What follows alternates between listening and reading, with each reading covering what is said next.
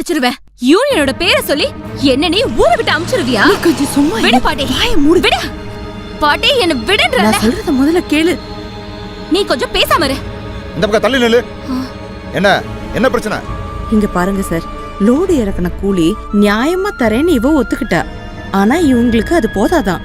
யாரும் இல்லன்னு நினைச்சு அதுக்குன்னு இப்படி கேவலமா பேசுவாங்க. என்னடா அது அப்புறமா சொன்ன போதும், இங்க நடந்தது சொல்லு. நீ இப்ப எதுக்கு இங்க விழுந்த? அவ என்ன மிதிச்சிட்டா. அப்ப உனக்கான கூடி கிடைச்சிருச்சுல, அப்ப கிளம்பு. என்ன? ஹலோ, எங்க போற? அசிங்கமா பேசுனா நீ யார வேணாலும் அடிச்சிருவியா? அது பேசுறப்ப தெரியும். சாமி, நீ ஏதாவது சொல்லு. சாமியே சரணமையப்போ. சரணம் சொல்லல, ஏதாவது அசிங்கமா பேச சொன்ன. எப்படி? அது அப்புறமா சொன்னா போதும், இப்ப அசிங்கமா பேசு.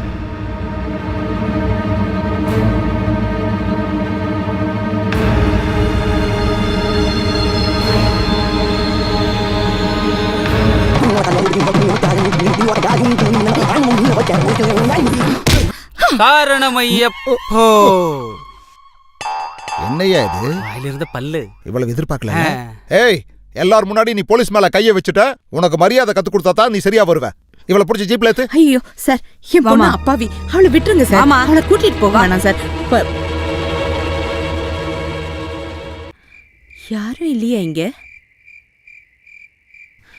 வணக்கம் சார். உங்க காலை பிடிச்சி கெஞ்சி கேக்குறேன், எனக்கு என் பொண்ணு வேணும். அவளை வெளியில விட சொல்லிட்டு தான் நான் இங்க வந்தேன். அது எதுவும் எனக்கு தெரியாது. அவ உள்ளதான் இருக்கா. கொஞ்சம் முன்கோவம் இருந்தாலும் அவ பாவம். அவ முகத்தை பார்த்து அவங்க அம்மாவை பத்தி தப்பானவன் ஏதாவது சொல்லிட்டா அவளால பொறுத்துக்க முடியாது. ஊர்ல சொல்ற மாதிரி அவங்க அம்மா தப்பான ஆள் ஒண்ணும் கிடையாது. வாழ்க்கையில அவளுக்கு ஒரு தப்பு நடந்து போச்சு. எந்த ஆதரவும் இல்லாம நிக்கும் போது குடும்பத்துல பிறந்த ஒருத்தன் வந்து ஒரு வாழ்க்கை கொடுக்கறேன்னு சொல்லும் போது அத அவன் நம்பிட்டா. அவன் ஏமாத்துறது நம்மளுக்கு தெரியாம போச்சு. இன்னைக்கு ஒழுக்கம் சொல்லி கொடுக்கறேன்னு சொல்லிட்டு நீங்கெல்லாம் எடுத்துட்டு போய் உள்ள போட்டிருக்கீங்களே. என் பொண்ணோட அப்பா யாருன்னு உங்களுக்கு தெரியுமா? சந்திரன் தடி மாதவன், லிங்கத்தம்மாவோட பெரிய அண்ணா. வயசுக்கு வந்த ஒரு பொம்பளை புள்ள போலீஸ் ஸ்டேஷன்ல விடியற வரைக்கும் இருந்தா. ஊராளுங்க என்னென்னலாம் பேசுவாங்கன்னு தெரியுமா? புதுசா என்னென்னமோ சொல்லுவாங்க. அதனாலதான் உங்களை தேடி வந்தது. என் பொண்ணுக்கு ஒரு வாழ்க்கை இல்லாம பண்ணிடாதீங்க. உங்க வீட்ல நீ என்ன செஞ்ச? மட்டன் பிரியாணி. சிக்கன் பிரியாணியா? இல்ல நல்லா செய்வியா? வணக்கம் சார். சாமி, சரணமையப்பா. அந்த பொண்ணை ராத்திரி இங்க வைக்க கூடாது, அனுப்பிவிட சொன்னல. ஒரு தடவை இல்ல, 1000 முறை சொல்லியாச்சு. ஆனா அந்த பொண்ணு போக மாட்டேங்குது. என்ன பிடிச்சி உள்ள போட்ட ஆளே வந்து என்ன வெளியே விட்டாதான் போவேன்னு சொல்லிட்டா. ஓஹோ.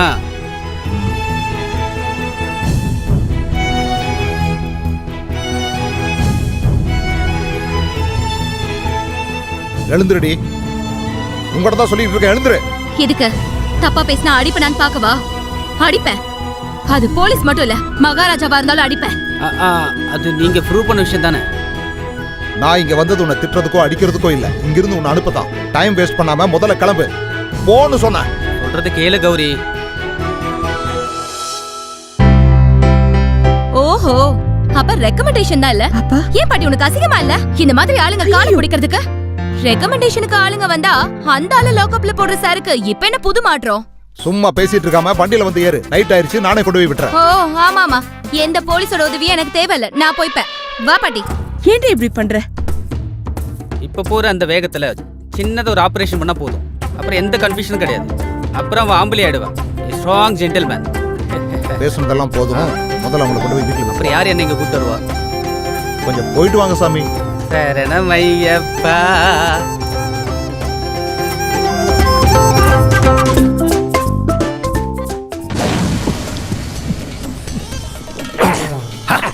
பல வருஷங்களுக்கு அப்புறம் இக்கரையில நடக்கிற திருவிழாவை அக்கறையில மாமா நடத்திக்கிட்டு இருக்காரு. அவருக்கு துணையா பக்கபலமா செயல்படுறது பென் ஜான்சன்ங்கிற போலீஸ். அரசியல் விமர்சகன் மாதிரி சொல்றதா இருந்தா காத்து திசை மாறி வீச ஆரம்பிச்சிருக்கு. ஆனா வீசுற காத்த சூறாவளியா மாத்தணும். என்னோட மூளை யோசிக்கிறத உங்களாலையெல்லாம் செய்ய முடியாது. அதுக்கு அவன் தான் வரணும். அவரக்கார பத்ரோஸோட கைய கால அடிச்சு உடைச்சு அவனுக்கு பதிலா இங்க வந்தவன் தான் வெட்டுக்காடு வேலாயுதம். ஆனா அவன் ஜெயிலுக்குள்ள இருக்கான். உள்ள இருக்கிறவனை வெளியே கொண்டு வரணும், வர வைக்கணும். உள்ள இருக்கும்போது வெளியே கொண்டு வந்து காரியத்தை முடிச்சிட்டு திரும்ப உள்ள கொண்டு போய் இவர் அரசியல் வித்த. இது ஒரு விதமான பொலிட்டிக்கல் பிளே. அத நான் பாத்துக்கிறேன். ஏற்கனவே கம்பீரமா தொப்பியும் ஸ்டாரும் வச்சு நம்ம வீட்டுக்கு வந்து நம்மளையே மிரட்டின அந்த போலீஸ் ஆபீசரை ஜனங்க முன்னாடியே வச்சு கொலை பண்ண அந்த வேலாயுதம் இன்னைக்கு உள்ள இருக்கான்னா அது அந்த கோழி கடைக்காரி சொன்ன அந்த ஒரே சாட்சியால தான். அப்ப அவன் ஜெயில இருந்து வரும்போது அவனோட எதிரி அந்த கோழி கடைக்காரியா தான் இருப்பா. இதுக்கு முன்னாடி நம்ம அண்ணன் பண்ண தப்போட கதை அதோட முடியணும். அது மட்டும் இல்லாம எனக்கு பண கஷ்டத்தோட மன கஷ்டத்தையும் கொடுத்து அவமானத்தை கொடுத்தான அந்த போலீஸ் ஆபீசர் அவனை மட்டும் இல்லாம அந்த ஒத்தக்கால் கிழவனையும் போட்டு தள்ளணும். அதோட நாம நடத்தாத இந்த திருவிழாவில் கலந்துகிட்ட அத்தனை ஜனங்களையும் போட்டு தள்ளணும். இது எல்லாத்தையும் ஒரே இடத்துல வச்சு நடத்தணும், நடத்தி காட்டணும்.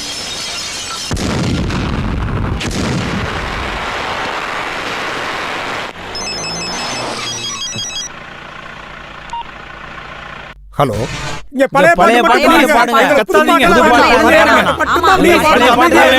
நான் சொல்றது தயவு செய்து கேளுங்க. திடீர்னு பழைய பாட்டுல பாட சொன்னா நான் என்ன பண்றது? பாடித்தான் ஆகணும். இல்ல இங்க இருந்து நீ உயிரோட போக முடியாது. குத்துப்பாட்டு பாடுறானா? அதெல்லாம் வேற இடத்துல வச்சுக்க. இங்க அதெல்லாம் நடக்காது. போடா.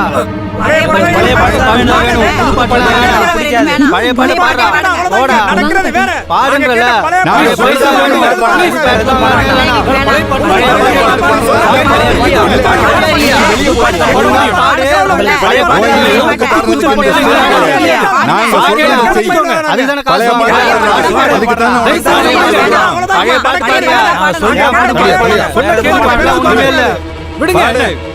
இனிமே நீங்க பாத்துக்குங்க.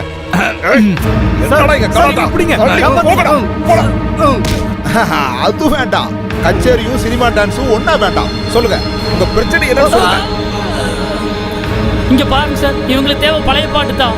கோயிலுங்கிறதுனால நாங்க பிரிப்பேரோட பாட வந்திருக்கிறது லேட்டஸ்ட் பாட்டு தான். எங்களுக்கு லேட்டஸ்ட் தான் வேணும். யாருக்கு வேணும்டா உங்க பழைய பாட்டு? எங்களுக்கு குத்து பாட்டு தான் வேணும். வயசான காலத்துல உனக்கு குத்து பாட்டு கேக்குதா? ஏய், பழைய பாட்டு பழைய பாட்டு போதும். இங்க பாரு, இந்த மாதிரி பிரச்சனைகளை சரி பண்றதுக்காக எங்க ஸ்டேஷன்ல இருந்து ஒரு 3-4 பேர் அனுப்பி இருந்தனே. ஆமா, அவனுக்கு என்ன தூங்கிட்டா இருக்கானுங்க? சாமியே சரணமையப்பா. ஓஹோ, இப்ப புரியுது. பிரச்சனை பண்ண வேண்டாம்னு நினைச்சு ஏற்கனவே கட்டி போட்டு வச்சிருக்கீங்க. விஷயம் இவ்வளவு தூரத்துக்கு வந்ததுனால இதை இப்பவே சரி பண்ணிடுறேன். ஓ, நீங்க சரி பண்ணிடுவீங்களா? சார் பாடகரா? உங்களோட குரு யாருன்னு சொல்லுங்க. சபரோம் கி சிந்தகி ஜோ கபி கதம் ஜாத்தேகே அப்படின்னு சொல்ற அளவுக்கு பெரிய குரு எல்லாம் எனக்கு இல்ல. அப்ப பாடகரே, உங்ககிட்ட இருக்கிற இன்ஸ்ட்ருமெண்ட் எல்லாம் வச்சு எட்ல புடிச்சு ஒரு கட்டு கட்டுங்க. நானும் எனக்கு தெரிஞ்ச வித்தையெல்லாம் காட்டுறேன்.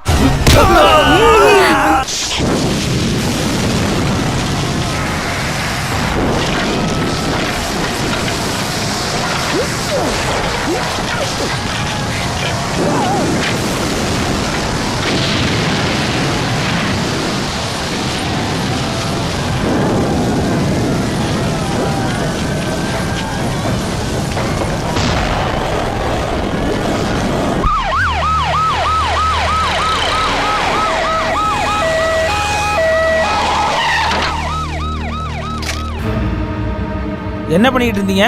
Sorry sir. இவ்வளவு போட்ஸ் இருந்து கைய கட்டிட்டு இருந்தீங்களா? எஸ்பி எங்கயா? உள்ள இருக்காரு சார்.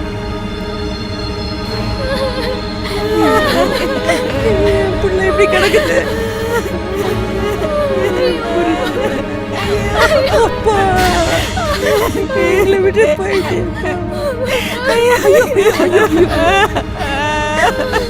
நாதியத்தை கிடக்குறோமே.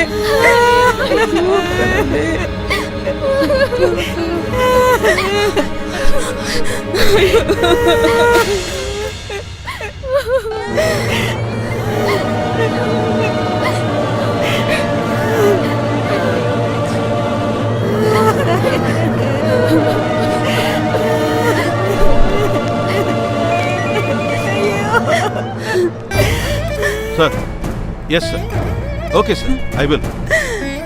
ஒரு சைடு அரசியல்வாதிங்க, ஒரு சைடு பத்திரிக்காரங்க, கூடவே நம்ம டிபார்ட்மெண்ட் ஆளுங்க. ஐஜி தான் வித்தின் ஹவர்ஸ் நடந்த விஷயத்தோட மொத்த டீட்டெயில்ஸ் அவர் டேபிளுக்கு வந்துடணுமா? நடந்த விஷயம் இது இல்லையே சார். ஒரு சிலர் சேர்ந்து நடத்தணும் தான் சார். தெரியும், ஆனா அவங்க இருந்தது இருட்டுல, நாம தான் வெளிச்சத்துல இருந்தோம். அதனால நடந்த விஷயம் எல்லாத்துக்குமே நாம தான் பொறுப்பேற்றுக்கணும். இதோ பாரு. ஹலோ ஹலோ, யாரு?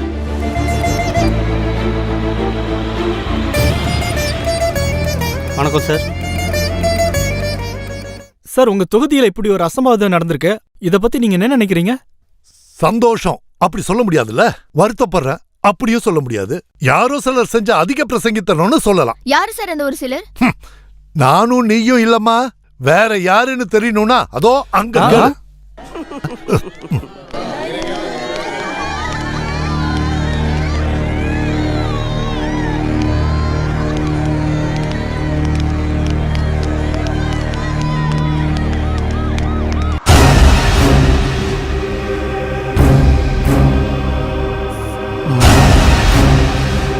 இதெல்லாம் ஐடென்டிஃபை பண்ண பாடி தான் சார். அப்ப வெடிச்சு சதுறது இன்னும் இருக்குல்ல.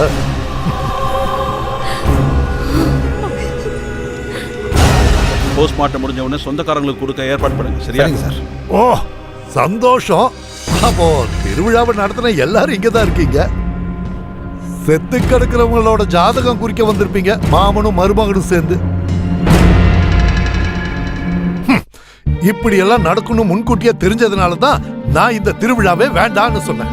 அதை ஏதோ வீம்புக்கு சொல்றேன்னு மீறி திருவிழாவை நடத்துனீங்களே, இப்ப என்னாச்சு? இந்த ஊர்ல இருக்கிற அப்பாவிகளுக்கு கடவுள் குறிச்ச நாளுக்கு முன்னாடி நீங்க அனுப்பி வச்சிட்டீங்க. விறகோட செலவும் மிச்சம். உன் அப்பா அந்த காலத்துல திருவிழா கொண்டாடும் போது 1-2 பேர் தான் சாவாங்க. நீ ஒரே அடியா ஒரு டசனை போட்டு தள்ளிட்டிய. பிரமாதம். அப்பாவையே ஜெயிக்க பிறந்த sub inspector Ben Johnson, Tamil Nadu போலீஸோட சிம்ம சொப்பனம்.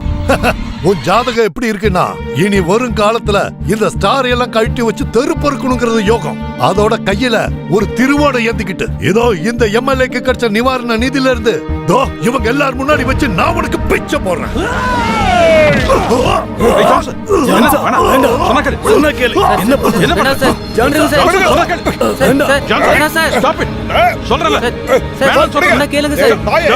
எந்த தப்பு செய்யாத அப்பாவிகளோட உயிரை எடுத்துட்டியடா. எனக்கு ஓட்டு போட்டு என்ன ஜெயிக்க வச்சு என் ஜனங்க முன்னாடி நீ என் நெஞ்சல மிதிச்சிட்டல. இவெல்லாம் போலீஸ் இல்ல, அடியாள், பக்கா கிரிமினல், பைத்தியக்கார பையன். ஆமாடா, எனக்கு பைத்தியம் தான். உன்னை சாவடிக்கிறடா. ஜான்சன், இவனுக்கான தண்டனையை கடவுள் கொடுப்பாரு, நீ ஒண்ணும் பண்ணாத. இல்ல, இவனால இந்த ஜனங்க சிந்துற கண்ணீருக்கான கணக்க இவனை வச்சு நான் இங்கேயே தீர்க்க போறேன். நீ ஒரு அடி முன்னாடி வச்சாலும் நான் இதை யூஸ் பண்ண வேண்டி இருக்கும்.